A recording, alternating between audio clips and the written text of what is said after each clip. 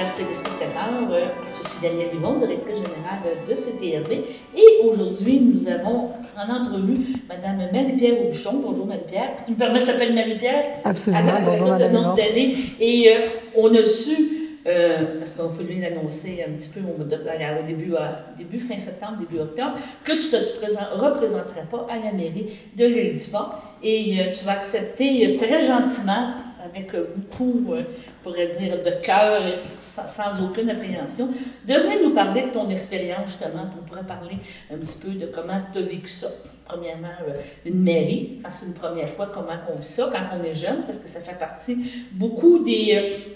je pourrais dire, pas des questionnements, mais je veux dire, l'élection, au niveau de l'élection Québec et tout, municipal, il y a eu beaucoup de promotions sur la place des femmes, d'avoir des jeunes, d'avoir des choses comme ça. Et toi, tu as vécu cette expérience-là. On va en parler. On a attendu la fin des mises en candidature pour te recevoir. Et c'est très gentil de venir nous voir chez nous à CTL. Merci, Marie-Pierre. Mais ça me fait plaisir, Mme Yvon. C'est ça. Tu as accepté. J'ai accepté, je peux le dire, j'ai accepté aussi de donner que ce soit moi qui fasse l'entrevue parce qu'on était des premiers, on pourrait dire, je veux dire le mot de supporter, de présenter, t'initier aussi peut-être aux médias, aux choses de la vie municipale. Puis c'est un petit retour qu'on est bien content que tu nous donnes en entrevue, puis on est bien content de ça. Ben oui, ben merci beaucoup. Je suis très honorée de pouvoir faire l'entrevue avec vous ce matin. D'accord, merci. Marie-Pierre, tu me permets que je dise Marie-Pierre? Oui, oui. On ne dira pas, commençons pas Mme Aubuchon. C'est plus ton mot, toi, il faudrait que tu me dises ça. On va faire un retour. 4 ans en arrière, tu étais justement en élection. C'est quoi qui avait motivé justement ta décision? Parce que tu avais 28 ans, tu es une mère. Tu as des enfants, oui, tu connais l'Île-du-Pas parce que tu viens de ce coin-là, de la visitation de l'Île-du-Pas, mais c'était quoi le déclic? C'était quoi la motivation qui dit « Hey, peut-être j'essayerais ça d'être maire d'une municipalité. Je n'ai peut-être pas la formation, je ne suis peut-être pas une grande politicienne, on le devient, je pense, à force de travailler, mais c'était quoi ta motivation, ton but, c'était quoi là? Tu disais, j'ai pété une bulle, j'ai décidé que je m'en allais faire ça une journée en buvant une bière ou quelque chose. C'était quoi là qui t'avait fait? En fait, merci beaucoup pour la question. En fait, je pense que j'ai déjà mentionné auparavant, mais la personne qui m'a initiée finalement au milieu municipal, à l'appareil, le fonctionnement, c'est ma grand-mère. Ma grand-mère qui m'a amenée dans la conscience, oui, donc Mme Grégoire. Oui. Donc, elle m'a invité tout simplement d'aller participer à une séance du conseil. Je faisais partie du public. Elle me posait des questions. Elle me disait est-ce que tu peux m'expliquer ce qui vient d'être dit?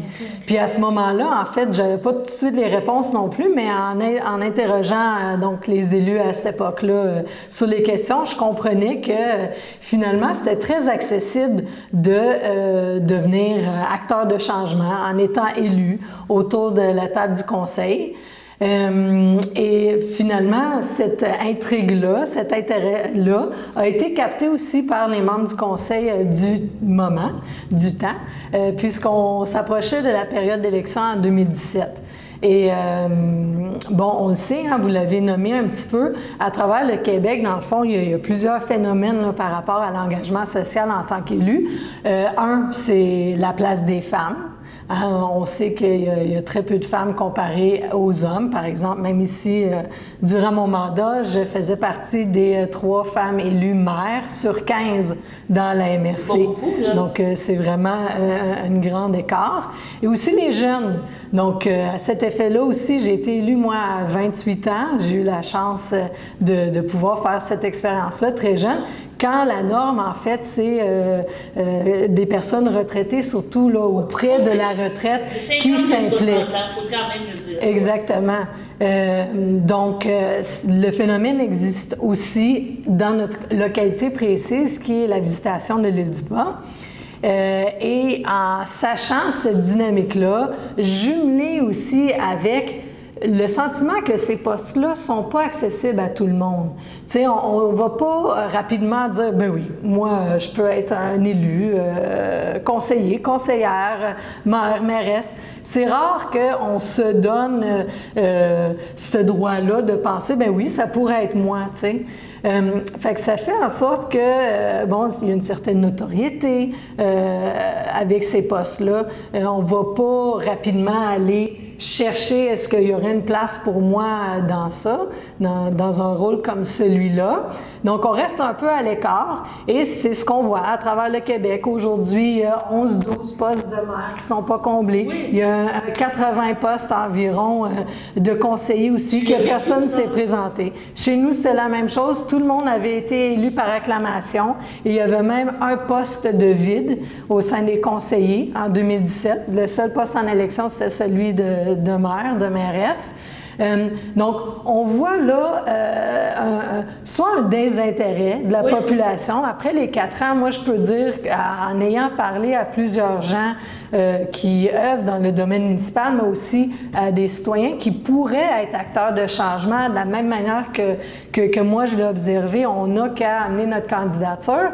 Bien, j'observe que les gens sont soit désintéressés parce que, bof, ça changera rien, c'est juste du chial, c'est tellement difficile, on a tellement de règlements qu'il faut respecter, il y a un ordre à suivre. C'est-tu vraiment dans ça je veux m'embarquer? Dans le temps, s'impliquer aussi, c'est beaucoup d'heures. Bien que tu sois petit ou que tu sois gros.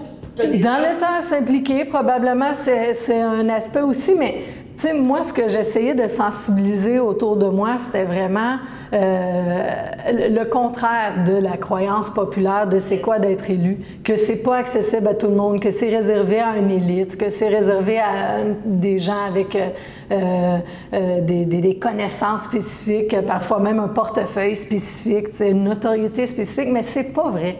C'est pas vrai ça. Puis c'est le message que j'aimerais porter aujourd'hui, que il y a plein de places libres. Il y a plein de places libres pour des femmes, pour des jeunes, pour des gens de tous les horizons. Et il n'est pas trop tard pour qu'ils s'impliquent. Mais pour revenir à votre question initiale, ce qui m'a apporté là, c'est donc ma grand-mère qui m'a amenée, oui.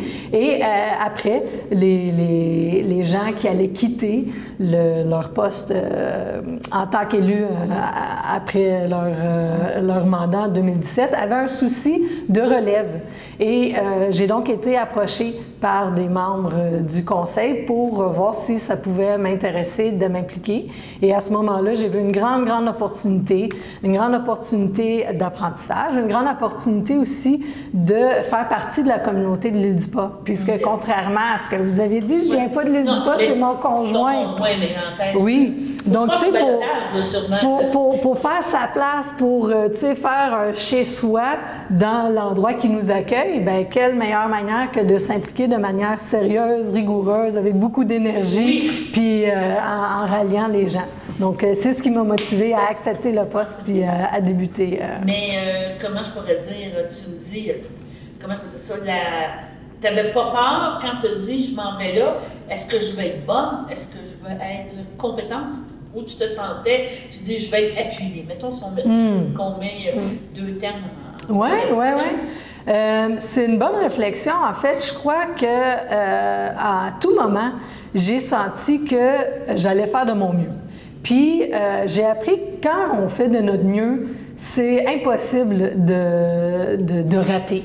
Puisque quand on fait de notre mieux, bien, on a des bonnes intentions. On va aussi valider auprès de gens en qui on a confiance, auprès de gens qui ont les compétences que nous, on n'a peut-être pas ou qu'on ne croit pas avoir en ce moment. Puis, c'est un moment pour apprendre. Fait que non, c'est pas quelque chose qui m'a fait peur. Et d'ailleurs, je crois que c'est exactement le résultat qu'on a après 4 ans. C'est qu'on a impliqué des gens de différents horizons dans notre équipe de près, c'est-à-dire les élus. Après ça, notre équipe dans l'administration. Il y a eu des changements là aussi. Et après ça, on a même élargi pour bonifier avec l'implication de bénévoles. Et toutes ces personnes-là venaient de milieux différents avec des compétences différentes, des intérêts, des personnalités différentes. Et je pense que ça l'a fait en sorte qu'on a pu représenter, nous, en tant que conseil, en tant que grand groupe élargi, comme je dis. Un beau professionnalisme, une belle éthique de travail, une belle écoute aussi, un beau progrès pour ce qui est l'instance municipale dans notre localité à la Visitation de l'île du Port. Que tu vas avoir fait ta seule et unique campagne, tu t'es promené dans les maisons, campagne électorale. Le soir, là, quand tu es au bureau municipal et que tu sais que tu es élu, qu'est-ce que ça a fait la première nuit? Tu as dormi? Tu n'as pas dormi? Oui. Tu as regardé? Ben, là, ça monte un petit peu. Puis tu as dit, OK, ça y est, on s'est essayé. Es-tu d'accord? On parle. Ça remonte un petit peu loin, mais je me souviens d'avoir été très enchantée de voir que les gens qui étaient très de souche étaient prêts à accueillir quelqu'un qui venait d'ailleurs, qui proposait quelque chose de complètement différent, une manière de travailler, une vision différente.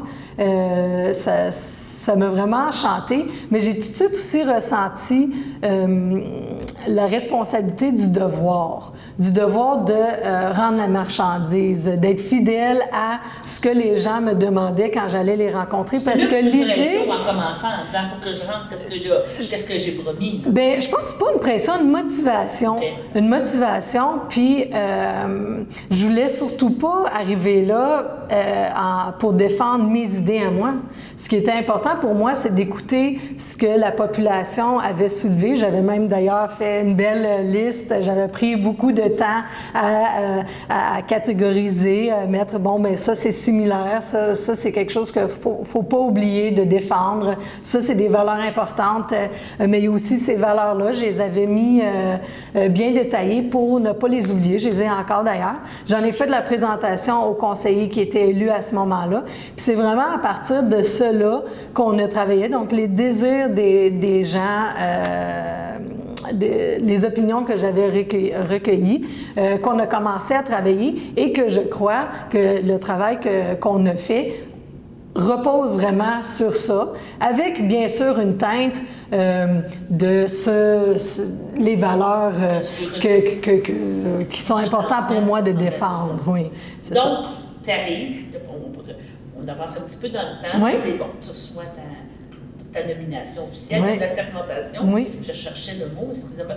Donc, premier conseil ou première réunion, première rencontre avec les gens de l'administration, là, tu embarques, je dirais pas dans l'engrenage, mais dans tout l'apprentissage, vraiment, c'est beau, comme tu disais tantôt, d'avoir assisté à un conseil, mais la préparation du conseil n'est pas autant que, c'est pas juste la soirée, c'est pas juste le lundi soir à 7h30, 8h, c'est avant qu'il y a beaucoup de travail. Oui. Avant qu'il y a beaucoup de choses. Est-ce que ça t'a surpris, on pourrait dire, la rigueur, l'appareil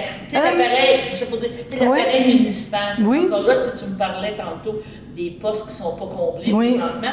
Il y a aussi beaucoup de réglementations, que tu sois à la Visitation des Dupas, qu'on parle de quoi? 600, 700 personnes, tu parles de, même, regarde juste Saint-Ignace, de l'autre côté, qui est à 2000 habitants. Il y a quand même une espèce de standardisation qui vient du ministère des Affaires municipales au niveau du Québec, qui demande le même mot à dire rapport pour tout le monde, mais avec moins de ressources, avec moins d'argent, avec, comme tu disais, je ne vais pas dire moins de compétences, mais il y a un niveau de compétence ou un niveau d'apprentissage qui n'est pas pareil d'une place à l'autre. Pas longtemps que tes employés, des choses comme ça. Fait que là, ce que tu apportes, en fait, c'est que tu dis, tu arrives en poste, puis là, tu vois que c'est pas juste la séance, il y a plein de choses autour de ça. Puis, ça va me faire plaisir, en fait, de partager mon appréciation des premiers moments. Tu sais, pour moi, nécessairement, une municipalité, c'est professionnel. Tu sais, on se doit de suivre des règlements, on est garant de ça, on est porteur pour s'assurer, là, un peu comme la police, d'assurer que les règlements sont respectés, que les règlements aussi sont réfléchis, comment on peut les appliquer, etc. C'est pas la chose que j'ai trouvé la plus difficile. Ce que j'ai trouvé le plus difficile, moi, c'est qu'en arrivant, moi, je m'attendais à ce que les conseillers qui avaient donné leur nom pour représenter la population aient la même motivation et le sentiment de devoir que moi j'avais. et qui arriverait donc avec une vision pour la municipalité, un plan de travail, des dossiers qu'eux, ils portaient à cœur, qu'ils aimeraient défendre, qu'ils aimeraient qu'en équipe, on achemine, qu'on aille faire des représentations aussi auprès des différents organismes, différentes instances, pour s'assurer qu'on a une démarche organisée, professionnelle, digne de... Et à ce niveau-là, je vais être franche, j'ai été un petit peu déçue. Ça a été le premier défi à surmonter, de comprendre comment travailler avec des gens qui travaillent quasi volontairement, parce qu'on sait que les rémunérations sont pas... c'est ça.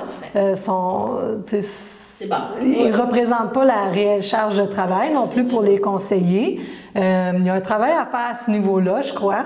Mais au-delà de ça, on est quand même en connaissance de cause quand on arrive avec la rémunération. Donc, on a une motivation intrinsèque là, à l'intérieur de nous. Et ça, c'était une difficulté.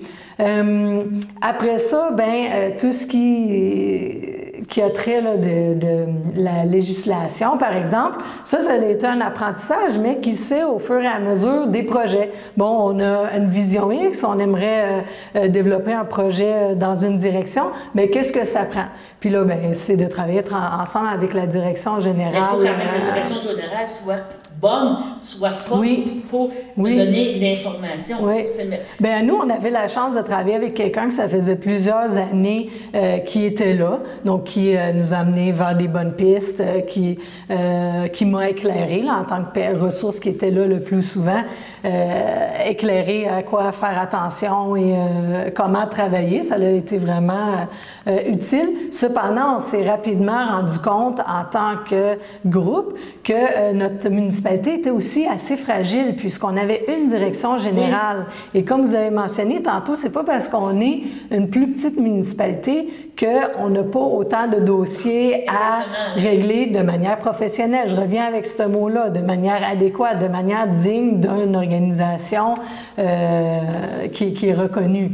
Donc, là, rapidement, on a dit, quel modèle qu'on voudrait voir, puis on voudrait voir avec plus d'employés qui sont là de manière permanente pour pouvoir prendre le relais. Exactement. Est-ce que tu trouves qu'à ce niveau-là, je te dirais que la MRC ou à la limite, les ministères, comment je pourrais dire ça? Je ne veux pas dire ne vous forment pas adéquatement, mais ne vous supportent pas dans ces choses-là. Tu sais, de dire, il y a des règlements, je ne sais pas, je parle peut-être à travers mon chapeau, mais tu veux formuler une phrase de règlement, tu veux formuler quelque chose. Le support d'arriver puis de dire, est-ce qu'on fait la bonne formulation? Est-ce qu'on a le droit de faire cette bonne demande-là? Est-ce qu'on a le droit de faire ça? À ce niveau-là, je crois qu'on est assez bien encadré. Encore, faut-il utiliser les ressources qui sont à notre disposition. Puis pour faire ça, il faut avoir le temps. Il ne faut pas être toujours en mode « on éteint les feux ». Je crois que dans toute organisation, que ce soit dans une entreprise aussi, il faut prévoir les coûts. Il ne faut pas juste réagir, agir en réaction. Et c'est un peu l'allure de certaines municipalités parfois, par manque de ressources, parce qu'on n'ose pas investir dans des ressources compétentes, donner assez d'heures à ces ressources-là par souci d'économie. Mais où il y a souci d'économie, il y a aussi du travail pas fait, du travail moins bien fait, du travail fait de manière moins rigoureuse ou des projets portés moins loin qu'on pourrait le faire si on avait une vision d'investir dans les ressources. Puis c'est ce qu'on a apporté. Je suis très fière de ça. Et moi, je vais terminer un point par rapport à ça. Tu viens de parler d'investir des ressources. C'est toujours, c'est peut-être moi ma mauvaise interprétation, mais c'est toujours la notion de la soumission de la moins chère. Tu sais, toujours payer le moins cher de taxes, toujours payer le moins d'affaires, alors que c'est pas ça. Si tu vas avoir une municipalité qui soit bien gérée en santé, il y a un prix. Ouais. Je sais pas si tu es d'accord avec moi. Oui, absolument. Puis je vais enchérir là-dessus, si tu me le permets. En fait, on a l'habitude dans notre conscience collective, c'est-à-dire, la pensée générale, c'est qu'on comprend les dépenses pour l'aqueduc. On comprend ça. On trouve ça cher, mais on le comprend, c'est nécessaire. On trouve ça cher, mais on le comprend. Ce à quoi on ne donne pas beaucoup de poids, c'est la culture, la protection du patrimoine, la vie communautaire, l'embellissement des espaces verts, le maintien, exactement, le milieu de vie. Pourtant, c'est ça qui paraît le plus. Pourtant, c'est ça qui donne l'allure à une municipalité. Le ciment. Et pourtant, c'est là où beaucoup de subventions se trouvent aussi. Fait qu'il faut faire attention quand, en tant que citoyen, on a la chance de participer à la démocratie locale en votant dans des référendums, en émettant notre opinion sur des dépenses que le conseil propose. Il faut faire attention à ça. C'est quoi le coût? Oui, le coût monétaire réel, mais après ça, les retombées. Parfois, on choisit de seulement voir le coût monétaire. Puis, en plus de ça, on choisit de le regarder de manière globale sans décortiquer. Par exemple, « Ah, moi, ça va me coûter 5$ pour un projet qui coûte 100 000 puis qui va avoir des retombées par après, pendant des années, pour mes enfants, pour moi-même, qui va faire monter la valeur de notre propriété, là où on habite. Ça va faire que les gens vont vouloir s'installer aussi.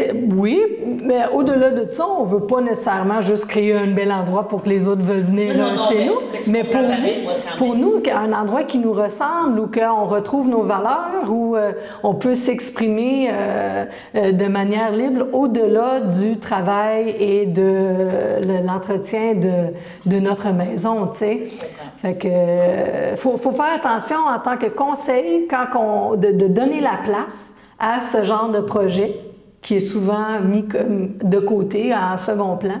Puis aussi en tant que citoyen, quand on a une réflexion par rapport aux dépenses, est-ce que c'est trop cher, est-ce que c'est pas trop cher, si je suis prête, est-ce que je trouve que c'est important? Je pense que c'est des aspects qu'on devrait se poser, que malheureusement, parfois, ça tombe dans l'oubli parce que... c'est des considérations économiques, puis en voie, il ne faut pas que ça coûte cher. Mais parce que c'est pas vu, tu sais, d'avoir un bel espace où habiter et pas valorisé autant que moi, je veux avoir de l'électricité chez nous, je veux avoir des égouts chez nous. On dirait que c'est pas égal, ces deux choses-là. Pourtant... moi, je préférais vivre dans un endroit où je me sens bien, puis que c'est ça, là, les servitudes sont de base, mais qu'après ça, le sentiment où on habite reflète qui je suis. Avant d'aller à la pause, on va juste terminer un petit peu ton arrivée dans le monde municipal. Oui. On parle aussi de la MRC, tantôt tu en parlais, tu es arrivée 3 femmes, tu arrives la plus jeune. Ça doit être un choc aussi. Tu regardes ce gang-là de 15 qui sont habitués aux autres de tout régler, puis toi, tu arrives dans cet environnement-là, puis justement, je sais que on pourrait dire un côté environnemental, un côté culture, des choses comme ça. Des fois, tu lèves la main et tu devais te regarder en disant « c'est qui celle-là, de quoi qu'elle parle? » Je ne sais pas, là, je pose la question comme ça. Mais j'ai l'impression, Mme Yvon, que vous me posez la question parce que vous, en tant que femme aussi, vous savez c'est quoi d'être assis autour d'une table où c'est majoritairement des hommes. Mais merci de le nommer, parce que parfois, on est gêné de nommer ça. Tu sais, de dire, voyons, tu sais, j'ai pas ma juste place, puis bon, ben, je vais peut-être avoir l'air de quelqu'un qui me plaint. Mais en fait, c'est pas le... Au niveau du conseil. Oui, mais c'est pas le but, je pense, de l'intervention. Le but, là, de la question, c'est de voir, ben, comment as-tu pu faire ta place? Puis je suis heureuse de dire que on m'a rapidement confié le mandat d'être présidente du comité culturel. Fait que je trouve que ça a été une belle opportunité, c'est un bel espace où quand on a envie de s'impliquer, je le disais tout à l'heure, je le répète, quand on a envie de s'impliquer, on la fait notre place. Puis il y a la place pour tout le monde en tant qu'élu, si on a la motivation de la faire. Puis on y trouve notre compte en autant qu'on n'oublie pas de lever notre main quand on a quelque chose à dire, de l'amener de manière respectueuse, évidemment, et de pas se gêner pour dire, bien ça, c'est quelque chose qui me tient à cœur. Ah, ça me ressemble. Ça, j'aimerais ça m'impliquer. Puis en le nommant, en s'assurant d'être entendu, même si parfois il faut le nommer plus qu'une fois, bien, il faut persévérer puis le faire. Et dans mon expérience à moi, il y a certains dossiers que j'aurais aimé qu'on approfondisse, qu'on ait la chance en tant qu'MRC, en tant qu'élu de la MRC, de donner plus d'attention. Je vais me permettre d'en nommer un, les enjeux avec les personnes autochtones, pour la reconnaissance, pour la place des personnes autochtones dans notre milieu. J'avais monté un dossier en soulignant qu'il y avait au moins 2000 personnes là, autochtones qui habitent dans notre MRC. Et j'aurais aimé pouvoir ouvrir une discussion par rapport à ça avec les maires pour voir comment on peut faciliter le sentiment que ces personnes-là sont le bienvenu. L'intégration de tout, là, oui. Bien, le vivre ensemble, finalement, qu'on aborde peut-être des questions de discrimination envers l'accès au logement pour ces personnes-là, par exemple. Mais ça n'a pas été possible. Ça n'a pas été possible. La majorité ne sentait pas le besoin de souligner cet enjeu-là, ne sentait pas non plus que c'était leur compétence. Mais dans d'autres aspects, comme la culture, par exemple, on a fait des grandes avancées. Puis, je sais pertinemment que ma présence autour de la table du conseil, en tant que jeune, en tant que mairesse, en tant que progressiste, écologiste, ça l'a semé sa graine.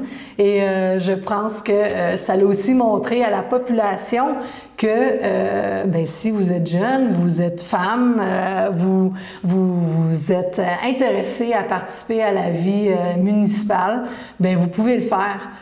Si je peux le faire, mais vous pouvez le faire aussi. Puis ça j'aimerais ça qu'il y en a d'autres qui lèvent leur main. On va prendre une courte pause, puis on va parler après ça. Qu'est-ce que tu penses que tu as réalisé? C'est quoi tes plus beaux projets pour les sports? Parfait.